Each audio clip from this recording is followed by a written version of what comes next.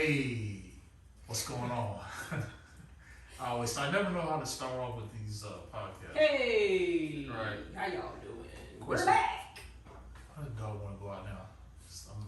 I know she can get started. Anyway, that's talking about my little dog. So, hey, I am here.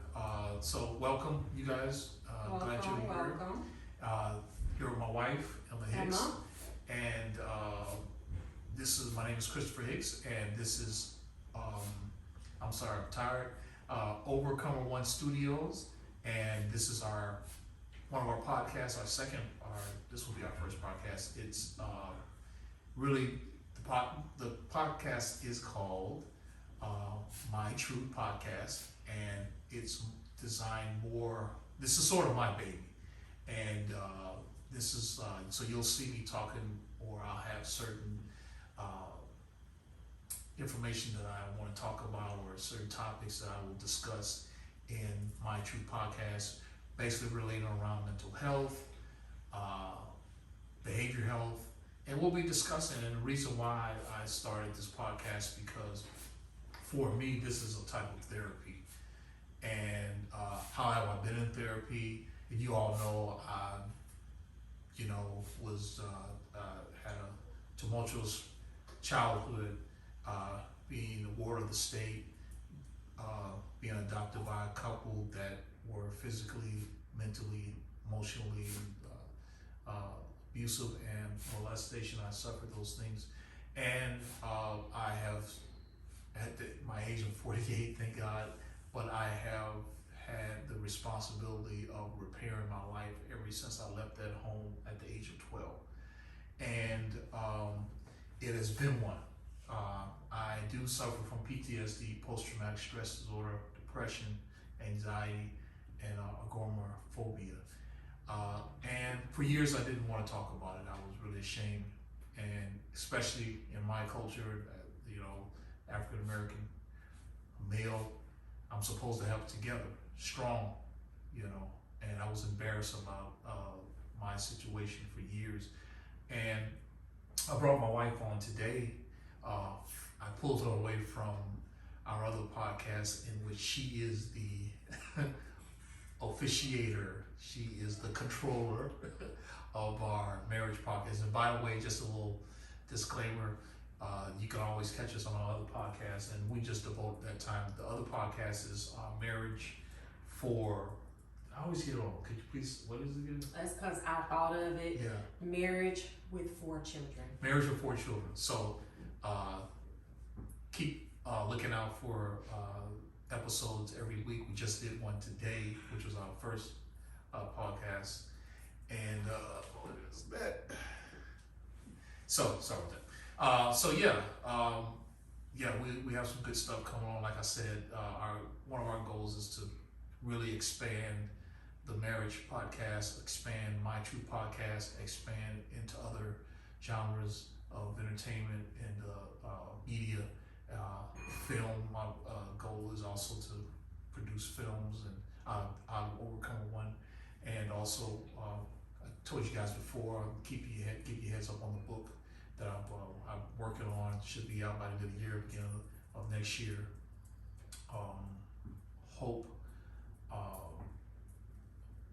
Hope Beyond, that's the name of the book. So we got a lot of stuff going. Thank you for being patient with us. And before I get started, just a disclaimer, I am not a licensed therapist. We are not licensed therapists or licensed counselors. However, I do work in the field of behavioral health. So I have some knowledge, but again, take the information and listen to it, and hopefully you will learn from my experiences. I'm not telling you how to run your life and tell you what to do. I'm just sharing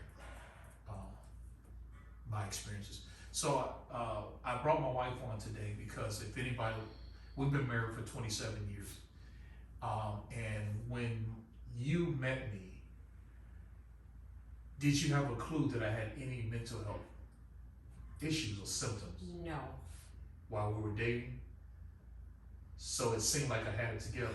Well, it seemed like you had it together. I had no clue, but to be quite honest with you, and I'm not sure if you wanted to bring this up soon, but I noticed that you had some trauma in your Okay. life. Yeah. Yeah, because outward appearance was, I mean, you know, Yeah. I can see that there had been some trauma in his Yeah. life. From Um, scars yeah. and disfigurations Yeah. and things like that, so. And you know, again, these podcasts, again, and what I'm doing, I believe this is, for me, this is God reckoning, doing a reckoning in my life and putting things back together. I thought because I came out with the book, I had the opportunity to get the book, Yeah. wrote the book Mm-hmm. with my encouragement. My wife encouraged me to write the book. I thought finding my parents after 40 something years, I thought that was it. And a lot of you guys, you may not know, you know, when you're adopted or the child serves as in any state, most states, it's like your original, when you get adopted by a new family, your whole life is expunged. Whatever you did before, whoever you are, when that family adopts you, you take on their persona, you take on their history, everything. You Your are them. name. Yeah, name, everything. Yeah. And so when I was adopted, and going through several homes, it was just my identity was just switched. So I didn't know any. I didn't really. You talking about somebody who didn't know who they were? I did not know who I was. Yeah. And so, and I'll go and tell you guys how I actually the process of me finding my parents. But I think it was 2000, and I found my family 2000. I don't remember. All I know is you were 38. Yeah, I had my 40th birthday. We had the big party. Yeah. Yeah, so it's been about 8 years Yeah. ago. But yeah, I'll tell you guys that in more detail. But yeah, just to tell you, you know, I thought that was the pinnacle of what God wanted for me. Mm-hmm. And then yet, you know, now I'm doing the podcast and the production and the film, and it's like, wow, God never stops. So I'm grateful for that. He never stops. But again, going back, you know, I'm glad you brought that up because mental health is not something you don't Get over. Yeah. And well, not only I was gonna say, you meeting me at a young age. We met and I think I was 20.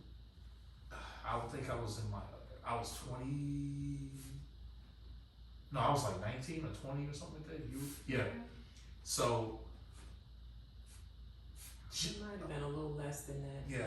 You didn't, again, it seemed like I was a regular, normal teenage kid. Yeah, you did. From the surface, off the surface. Because I had never really, when we first started dating, I didn't ask you questions. Yeah. I assumed that you had gone through some trauma in your life Yeah. because I saw the scars, the Yeah. outward appearances, you know, what you see first. But then shortly after that, I began to want to know because my parents Yeah. wanted to know. Yeah. Who is he? What, you Yeah, know, yeah. where did he come from? Has he Yeah. always been here in Chicago? Is he from, where is he from? So when they started asking me questions like that, I just naturally, you know, the next date or next time we hung out, I wanted to know, Yeah. you know. And I remember asking you, Stop. where are your parents? Because you live with your aunt. And he told me his parents were dead. Yeah. I was like, Yeah. okay. All right. Well, you know, shortly after I found out that they weren't, but because he got deeper into Mm-hmm. the, you know, we got closer, we got deeper. Yeah. And he felt safe with me and then began to tell me more. Yeah. Because I found someone that was into me genuinely and organically, and I could trust you, and so I was able to open up. And me opening up, I had questions. You had questions, and I had questions. Yeah. You know, so again, the thing about mental health is, you know, you have millions of people that go about their daily lives, go to work, do things or whatever, raise families and they deal with a lot of underlying mental health issues. We also we're so focused on a person external, you know, maybe someone losing a limb or some disfiguration, and we don't look at the underlying. There are underlying issues that you can have in mental health and not even know it. You may not know that you're schizophrenic. You may not know that you have anxiety attacks. You know, I didn't realize, and I put this in my book, that when I worked for this certain company for 5 years, you remember, I had a nervous breakdown. You remember I had that nervous breakdown in that 5th year, Yeah. and it was very subtle. I was going to work. It was very subtle. Yeah, I was going to work every day, but I noticed that last year, the stress was, and it was just, I couldn't handle the stress. I was in total anxiety going to work, coming from work, at work. And again, like I told you guys before, I was always in the flight or fight mode, 24 hours a day. Yeah. And so being in a maximum high, I don't know what you call it, like moving around. Yeah, it was a stressful job. Yeah, job didn't help. It didn't make any help. And you think people are being insensitive when you have mental health or they don't care, but they don't know. So they can be talking to you a certain way or treat you a certain way, and they're not being rude, but they're not educated. They don't know what you're dealing with. They don't know that what you said to me, it made me angrier. Yeah. I took it to heart because I don't know how to process mentally. I don't know how to process. Plus, you don't go around telling everybody your business. Exactly. So, I had that nervous breakdown, and due to my wife understanding and knowing me and understanding my story, you allowed me to take almost a year off. Why did you do that? Oh my God. Because I remember I came home and I said, I can't do this anymore. Yeah. I think you almost was probably waiting on it to happen. I don't know if I was waiting on it to happen. When I saw it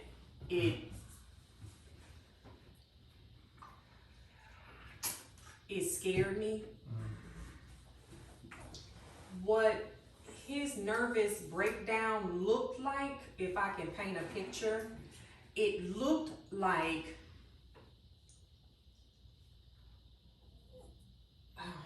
how could I say it?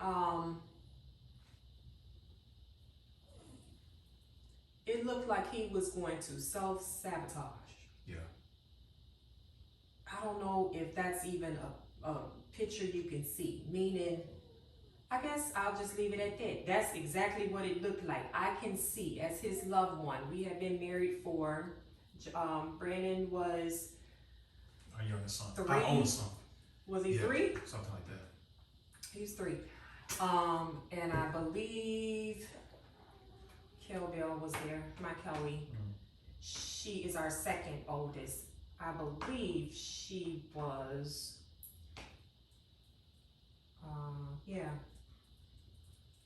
1. Yeah, 1.5, something like that. I don't know. But I can see my husband not being there the next day when I got home from work.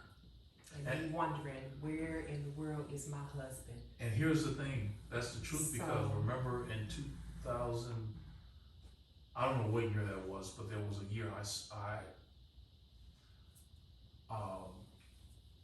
contemplated suicide.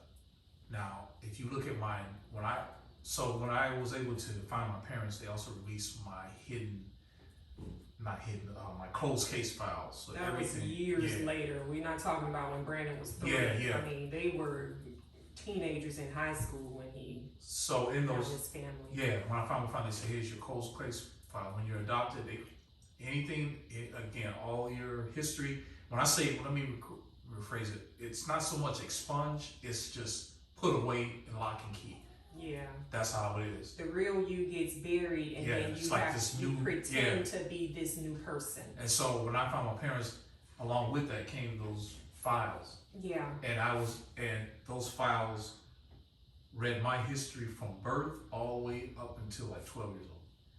And it showed numerous appointments that I had with psychiatrists, psychologists, therapy, because the school I was going to was Beacon Therapeutic School. I was in a school for kids with mental health issues. Yeah.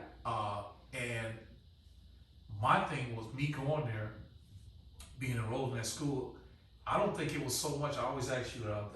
It wasn't so much because of something that I was born with. Like I had, some issue that was innate. No, it was brought on yeah. well after he was birthed. Yeah. And in his So it was really his foster mom's home. Yeah. So it was really something that was put on me. That's not what I'm looking for. Yeah, he wasn't born retarded. He wasn't born disfigured. He was none of that. All of that came from trauma and abuse. Yeah.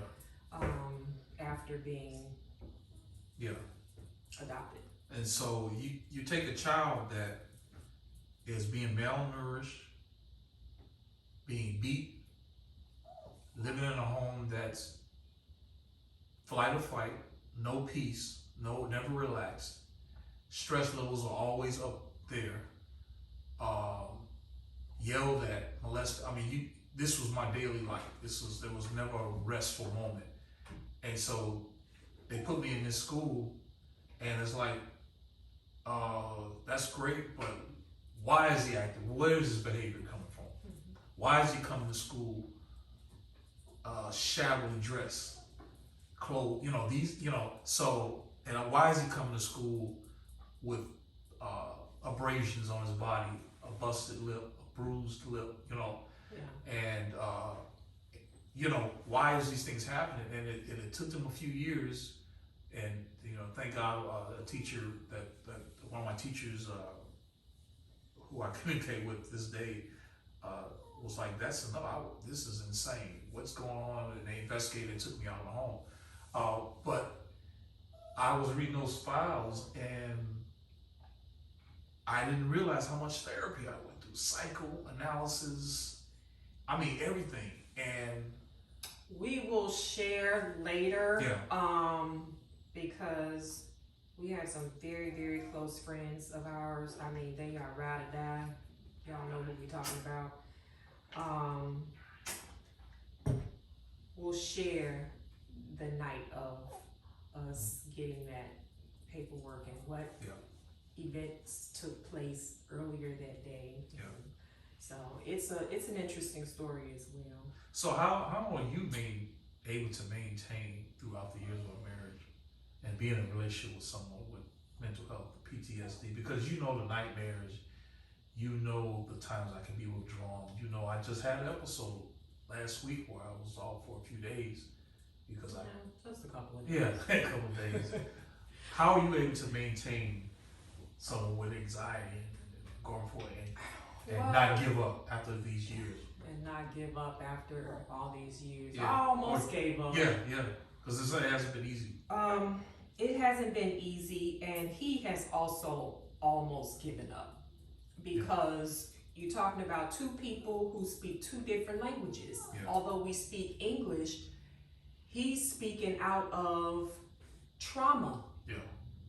I've had some really bad things that happened to me as a child, but nothing compared to, do you know what I mean, to his situation. So I don't want to respond to that with viewers thinking that, I've just had this great life. No, I haven't. No. And with that being said, that's how I got through it. I understood. Yeah. And Now, can I interject on that? Yeah. One thing that used to piss me off, and in all due respect to our friends and families, but I shared this in another podcast. When you're dealing with mental health, the worst thing you can tell somebody, especially if they're dealing with depression, anxiety, anxiety or whatever, and they can become seclusive, they can become quiet, reserved, detached. the worst thing you could ask is, I used to hate this. What's wrong with you? I'm not saying you did that. I'm saying I've been in situations like that. Yeah. And you want me to articulate what's wrong with me? So you want me to go? I can't. That's the thing about PTSD. That's the thing about anxiety, is you would love to express how you feel, but you can't. It's like having a jar full of marbles, and you gotta make sure all of them stay organized, and you drop that jar and all the marbles are everywhere, and you gotta try to pick up all these loose marbles. It's insane, it's impossible. And the glass pieces to put it back together. Can't do it. That's how a person with PTSD, I mean, I know me, I ain't gonna say a person in general, but me, that's how my thoughts was. So never tell her, please don't do that. You have to be sensitive and empathetic, and you have to understand. I'm glad you brought that point up, because And also having that feeling of trying to scoop up all these marbles and pieces All of the glass all the time, that is you're never getting there. You're never able to completely clean up the mess. Believe me, people feel like ending it. yeah. And that was, I was gonna say, Like, that 1 year. just throw it all away. That was It would that be 1 year. easier to get a dustpan and a broom, sweep it up, and throw it in the trash. And that was that 1 year I told you, I had, where I had started back there, returning to therapy when I got older. It was more like around 38, 39 or something like that. I started going to therapy again. That's true, yeah. Because after I had the nervous breakdown, you made me, you was like, you going to therapy. Yeah. And I started going to therapy, and I told my viewers before, it's how I was diagnosed PTSD, wrong form of anxiety. I was like, what's that? So Yeah. we had to get on the internet and research, because we had no idea what that was. Yeah. I didn't know what it was. Yeah, it wasn't something that we Yeah. talked about during those years. And PTSD. And then We years, thought it was for like war and stuff. yeah, military veterans, and then years later,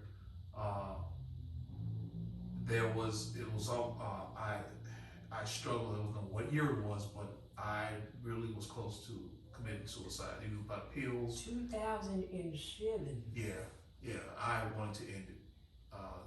Every day I thought about it. And then I look back, and that's what I was going back to my files. I look back the at housing market and everything was going crazy. Oh yeah, it was like 2007. I look back at my files, my closed case files, and they even stated that he has suicidal tendencies at the age of what? I had to have been like 11 or something like that. I don't remember the age that was stated in the documents and stuff, but I do remember this, is that when you were talking with a psychiatrist or something at a very, very young age, you made the gesture with your pencil like this. Yeah. Too young to be thinking that way. So when I tell you he was raised in a home of hell, I don't know if you talk about a lot of that in your book or not, but Yeah, I do. whatever you don't I do talk discuss, about, yeah. we will cover It's in the book. in the, yeah. It's in the book. So I mean- I didn't get a chance, the book isn't out yet, I haven't had a chance to, I didn't really want to read his rough draft. I Yeah. didn't want to. I want to read it along with the viewers and Yeah. everybody. I mean, I go in depth. I go in detail on what happened. Yeah. I go in detail, so you'll know everything. But It was a house of hell. yeah. So what I want to do is I'm going to continue. I want to do a part 2. We're gonna have a lot of part 2. Well, now listen. And 3. Remember, guys, this is different. This is the other podcast, and normally it's just me. But you'll see me, this is my guest on this show. On this podcast. Which is My Truth podcast, which I'll have various guests. And let me tell you something, guys. Even though this is centered around mental health, we don't always will talk about mental health. I might bring some little things in, and then we may discuss other things. But remember, the whole objective is basically we want to talk about mental health. Yeah.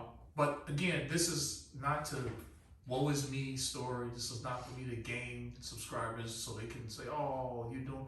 No, I want to show you that I'm a survivor and I'm here. I like the Antoine Fisher story. Hopefully, shout out to Antoine Fisher. One of my his big encouragement to me. I've seen the movie like 1,000 times. My mom cries every time she watches that film because it reminds me of Your her. mom cries? Yeah, my mom. She's hard to get through because it reminds me of me. I mean, we're identical, and shout out to him. But but in that line, I like the line when he says he meets his abuser, and he says, basically, I'm paraphrasing, basically try to do this and do that. She tried to talk over him, and she was like, "No, this is my time." He had to shut it down. And it's funny how the abuser or the sexually abused person that they know they mishandled you, they know, and they meet you as you get older, and they still think they have that control. Yep. Yeah, and in that movie, yeah, he was like, "No, this is my time," mm-hmm.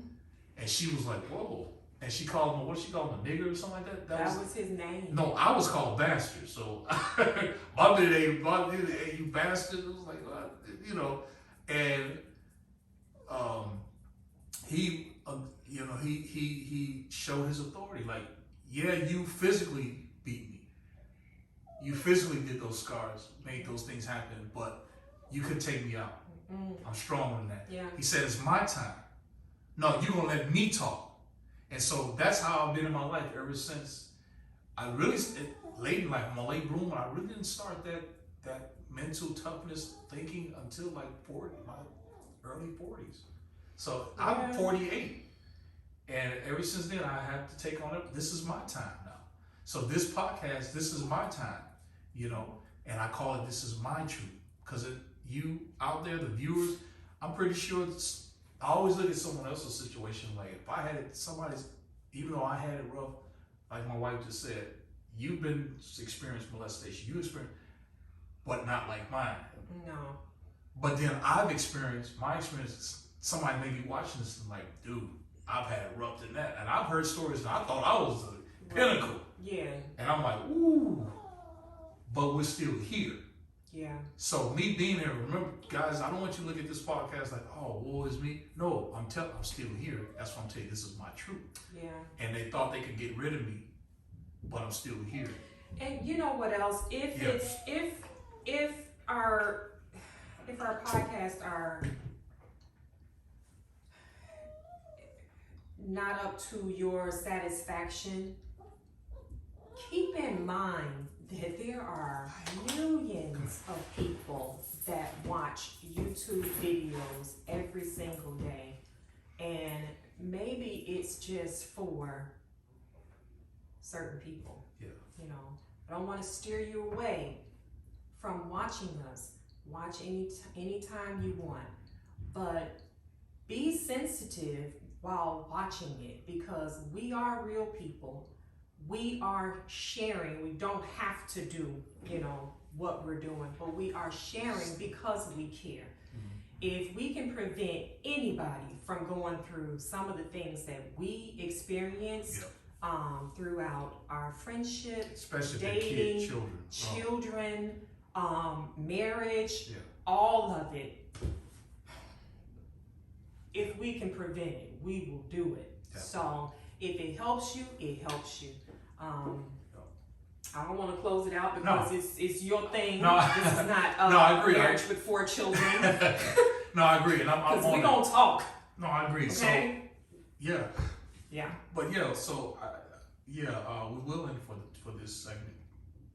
I want to do a part 2 because I want to continue just to talk about more, discuss just you as a wife, and as a mother, and as a friend. Yeah. How you've been able to, just your personal stories on the times I would have those rage. Yeah. Rage. I do feel as though I have good information for some wives out there who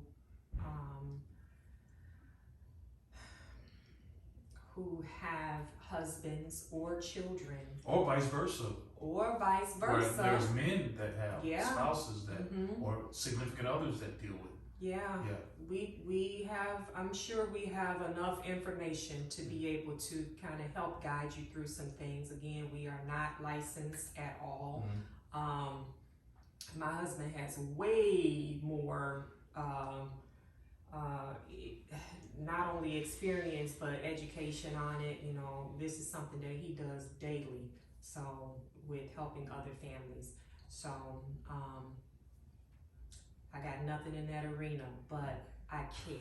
Yeah. I am a person who does not look at your outer appearance, which is why I don't have a whole lot of friends. I got more friends. You got a friend. You got a friend. Come on, Summer. Well, I think we gotta go. Yeah, we gotta go. She's got a pee So, probably, and she's. Yeah, Summer Right. is tired and she looking a little raggedy here. Yeah, she needs a bath, guys. Sorry. She does. But I had And to we're pick in up. her space. Yeah. So we gotta go. We love you guys. Until next time, we will finish this conversation. Yeah.